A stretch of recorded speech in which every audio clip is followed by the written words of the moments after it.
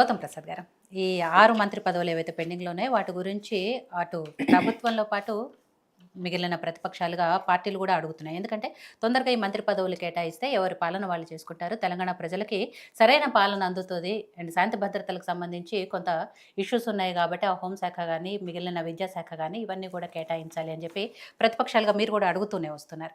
But అయినా కూడా జాప్యం జరుగుతోంది. దాంట్లో అంతర్గత సమస్యలు కావచ్చు, లేకపోతే ఆయన అన్నట్టు రకరకాల సమీకరణాలు ఇందులో బేరీజు వేసుకొని మంత్రి పదవులు కేటాయించాలి కాబట్టి అందువల్ల ఆలస్యం వచ్చు. ఏదైనా కూడా ఆలస్యం అయితే జరుగుతూ వస్తుంది. బట్ ఈ 30వ తారీఖు ఉండొచ్చు అనే ఒక వార్త వస్తున్న పరిస్థితిలో ఏం చెప్పదలుచుకున్నారు అంటే మంత్రివర్గ విస్తరణ గురించి? అందరికీ నమస్కారం అండి.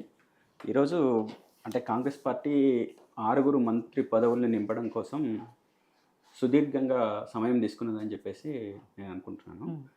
అయితే ఇది ఎప్పుడో చేయాల్సిన పని, సంవత్సరంన్నర గడిచిపోయింది, అయినా ఇంకా దాని మీద ఒక కొలికి రాకపోవడం అనేదే పెద్ద విచారకరం. ఎందుకంటే కాలయాపన జరుగుతూ ఉంది.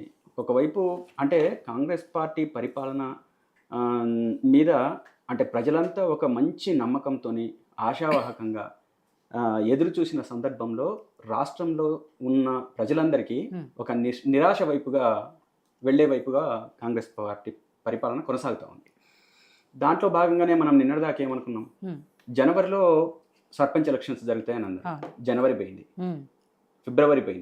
ఫిబ్రవరి అన్నారు, మార్చ్ అన్నారు, ఏప్రిల్ అన్నారు, అయిపోయింది. అంటే వీళ్ళు ఏది ఒక నిర్దిష్ట కాల పరిమితి పెట్టి ఈ కార్యక్రమం చేస్తాము అని చెప్పి అనుకున్న దాంట్లో ఏ కార్యక్రమం కూడా వీళ్ళు మొదలు పెట్టలేకపోయారు. దాంట్లో మన కళ్ళ ముందే వీళ్ళు మాట్లాడిన సందర్భంలోనే అనేక అంశాలు ఉన్నాయి మనకు. అది మన సర్పంచ్ ఎలక్షన్స్ కావచ్చు, అదేవిధంగా రేషన్ కార్డుల్ని కూడా మార్చ్ అన్నారా, ఏప్రిల్ అన్నారా, ఇప్పుడు మే అయిపోయింది, జూన్ వస్తూ ఉంది. అంటే ఏ కార్యక్రమం తీసుకున్నా ప్రాక్టీస్కి వెళ్ళేటప్పటికంటే ప్రతిదీ కాలయాపన కావటము, అది ప్రజలకు అందకపోవటము, ప్రజలు దాని మీద ఆశ పెట్టుకోవడము, వీళ్ళు నెరవేర్చకపోవడం అనేది రెగ్యులర్గా జరుగుతున్న పరిస్థితి.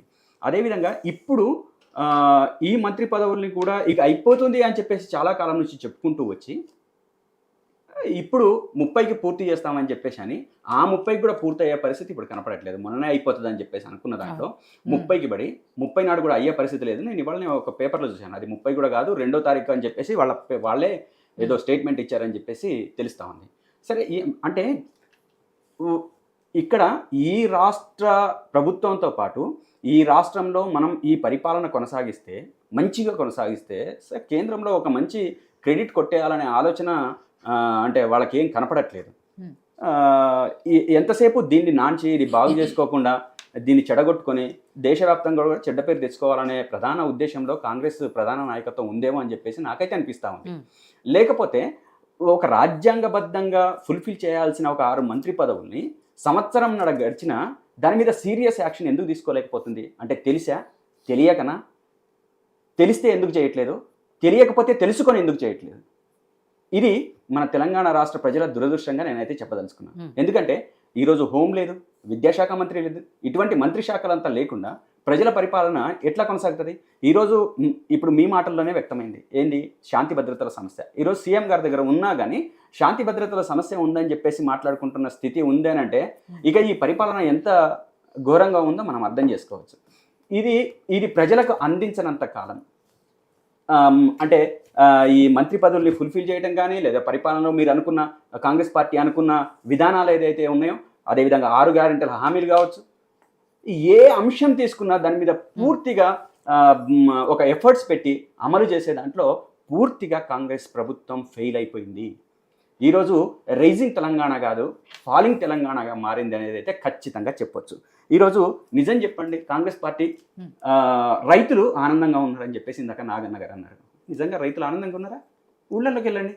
ఊళ్ళల్లోకి వెళ్తే వాళ్ళు ఎంత బాధతో ఉన్నారో, ఎంత దుఃఖంతో ఉన్నారో, ఎంతమంది ఆత్మహత్యలు చేసుకుంటా ఉన్నారు. ఈ రోజు అదే నేను చెప్తున్నది, రైతు రుణమాఫీ చేశామని చెప్పేసి ఎంత నిస్సిగ్గుగా చెప్తుంది కాంగ్రెస్ పార్టీ, కాంగ్రెస్ ప్రభుత్వం. వీళ్ళ లెక్కలే చెప్దాం, మేం చెప్పే లెక్కలు కాదు, వీళ్ళు అఫీషియల్ గా చెప్పిన లెక్కలే. రైతు రుణమాఫీకి 39,000 కోట్ల రూపాయలు కావాలని చెప్పేసి అన్నది వాళ్లే కదా, మేం కాదు కదా. సరే, మేము ఎక్కువ అన్నాం, అది వేరే సంగతి. మీ అధికార లెక్కల ప్రకారమే 39,000 కోట్లు అయితే మీరిచ్చింది ఎంత? 18,000 కోట్లు. ఇంకో 2,000 కోట్లు మొన్న సంక్రాంతి అప్పుడు ప్రకటించి ఏదో సంక్రాంతి నుంచి అమలు చేస్తామని చెప్పేసి మళ్ళీ అన్నారు. ఆ 2,000 కోట్లు కూడా రిలీజ్ కాలేదు. అంటే మీరు మొత్తంగా ఇచ్చింది ఎంత? 18,000 కోట్లు. 39,000 కోట్ల నుంచి 18,000 కోట్ల 22,000 కోట్లు. లేదు 25 లక్షల మంది రైతులకి 22,000 కోట్ల రూపాయలు రుణమాఫీ.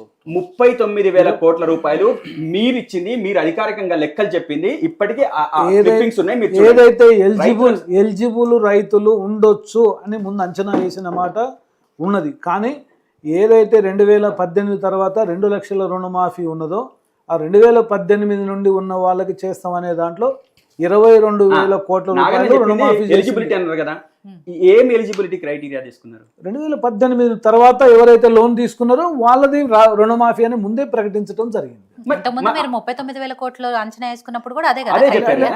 2018కి ఏదైతే ఉన్నదో ఆ రోజు పాత రుణాలు మొత్తం కూడా టిఆర్ఎస్ గవర్నమెంట్ 9 నుంచి 10 సంవత్సరాల్లో 1,00,000 రుణమాఫీ అనేది చేయకుండా రైతులకి 20,000 10,000 ఏదో బిచ్చగాళ్ళకి వేసినట్టు వేసేసి వాళ్ళ వడ్డీలు పెంచింది.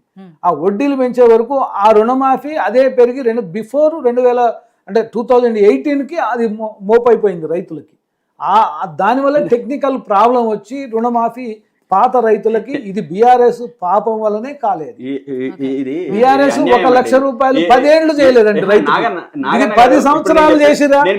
10 సంవత్సరాలు 1,00,000 రూపాయలు రుణమాఫీ చేస్తే అన్న మనం చార్మినార్ చౌరస్తాలో మనం ముఖాలు కింద పెడదాం. 30,000 మీరు 10 సంవత్సరాలు ఒరిజినల్ గా రైతులు 11,000 కోట్లు అని అధికార లెక్కలు ఉన్నాయి. నాగన్న మీరు అసెంబ్లీలో చెప్పిన లెక్కలే, మేమేం ప్రత్యేకంగా 11,800 కోట్ల రూపాయలు 10 సంవత్సరాల్లో రైతులకు రుణమాఫీ చేసి అసలు ఇప్పుడు కాదండి. ఇప్పుడు మీ రేవంత్ రెడ్డి గారే 39,000 కోట్ల రూపాయలు ప్రకటించిన క్లిప్పింగ్ ఇంకా కొంచెం ఒకసేపు ఆగితే ఒక 5 నిమిషాల్లో తీస్తారు. తీపిద్దామంటే తీపిద్దాం, లేదు నేనే అబద్ధం అయితే నేను చెంపలేసుకుంటాను. తెలంగాణ రాష్ట్రంలో రైతుల రుణాలు 39,000 కోట్ల వరకు మీ మాట పరిగణలోకి తీసుకోవాలి, ముఖ్యమంత్రి గారి మాట పరిగణలోకి తీసుకోవాలి. టీఆర్ఎస్ కూడా 39,000 కోట్ల రూపాయల వరకు ఉండొచ్చు అని 39,000 కోట్ల రూపాయలు అవుతాయి. 18,000 కోట్ల రూపాయలు ఇస్తున్నాం. వినండి, 18,000 కోట్ల రూపాయలు ఇస్తున్నామని చెప్పేసి అని అప్పటికి కూడా గందరగోళం ఉంది. 18,000 కోట్ల రూపాయలు కేటాయించే దగ్గర కూడా ఏంది ఇప్పుడు ఇద్దామా అప్పుడు ఇద్దామా ఇంత ఇద్దామా ఎన్ని ఎక్కడి నుంచి 2 ఎకరాలు 3 ఎకరాలు ఈ టైప్ లో వేసుకుంటూ వచ్చి అసలు 2 ఎకరాలకు దీనికి సంబంధం లేదు. అది కాదు 2 లక్షల రైతు బంధుకు సంబంధించి. అయితే ఈ రైతు భరోసాని ఇచ్చే దాంట్లో కాలయాపన జరిగి 18,000 కోట్ల రూపాయలు ఆగిన దగ్గర మొత్తం అందరం మేము కూడా డిమాండ్ చేసింది ఏంటంటే మొత్తం చేయాలని చెప్పేసి అనుకున్న దగ్గర ఇంకో 2,000 కోట్ల రూపాయలు నాకు తెలిసి నవంబర్ డిసెంబర్లోనే చెప్పారు, అనౌన్స్ చేశారు, ఏదో సభ సందర్భంగా చేశారు 2,000 కోట్లు.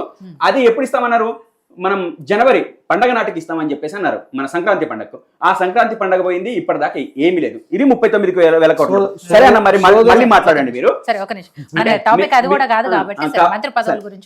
అయితే ఇవన్నీ ఉన్నాయి దాంట్లో.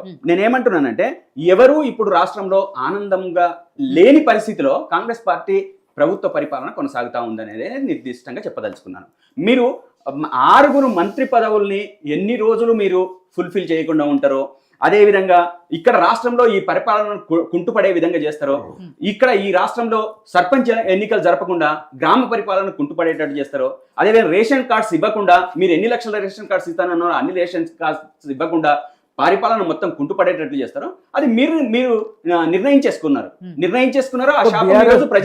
నాయకత్వమే ఆనందంగా లేదు కానీ వాళ్ళకే బాధ ఉంది, కానీ ప్రజలందరూ సుభిక్షంగానే ఉన్నారు, సంతోషంగా ఉన్నారు. ఇప్పుడు బీఆర్ఎస్ కాదు, ఇదే కాంగ్రెస్ పార్టీ నాయకత్వాన్ని మనం గ్రామాలలోకి తీసుకెళ్దాము. మనము మీ యోయో టీవీ ముందే సమన్వయంతోనే గ్రామాలలోకి వెళ్దాము. రైతులు కానీ మిగతా ఏదైతే వాళ్ళు చెప్తున్న వర్గాలన్నీ ఈ రోజు సంతోషంగా ఉన్నాయా? పరిపాలన ఈ రోజు నిజంగా నిర్దిష్టంగా ఒక నిబద్ధతతో ఎటువంటి వ్యతిరేకత లేదు, అది చూపించడం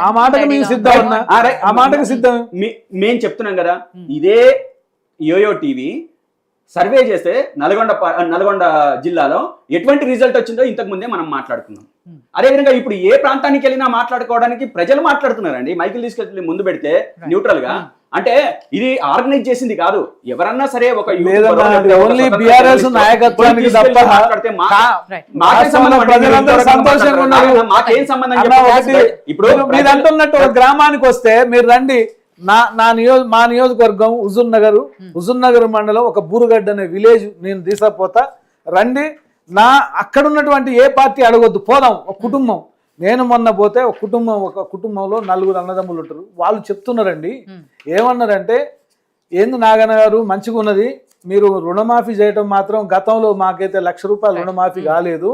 మా ఇంట్లో 70,000 ఒకళ్ళకి రుణమాఫీ అయింది, 80,000 ఒకళ్ళకి అయింది, 1,30,000. ఒక్క ఇంట్లో 4 అన్నదమ్ములకి 3 లక్షలు రుణమాఫీ అయింది. కరెంటు 200 యూనిట్లకు ఉచితం, ఈ కరెంటు బిల్లు కట్టట్లేదు. అరే, మా ఇంట్లో అమ్మాయి కోదాడ సూపర్ మార్కెట్లో పనిచేయడానికి పోద్ది, రోజుకి రానుపోను 35 70 రూపాయలు అయ్యేది. ఆ 70 రూపాయలు మిగిలినాయి అంటే 26 రోజులకి 70 రూపాయలు. ఒక కుటుంబంలో 200 యూనిట్ల కరెంటు ఫ్రీ, బస్సు రోజు 70 రూపాయలు మిగులుతున్నాయి ఒక సోదరికి. రుణమాఫీ దాదాపు ఒక కుటుంబంలో 3 లక్షలైన అన్నదమ్ములకి. ఇంకా ఏం కావాలి మనకి? సరే రాజు గారు, మంత్రివర్గ విస్తరణ గురించి కాంగ్రెస్ ప్రభుత్వం ఏర్పడ్డాక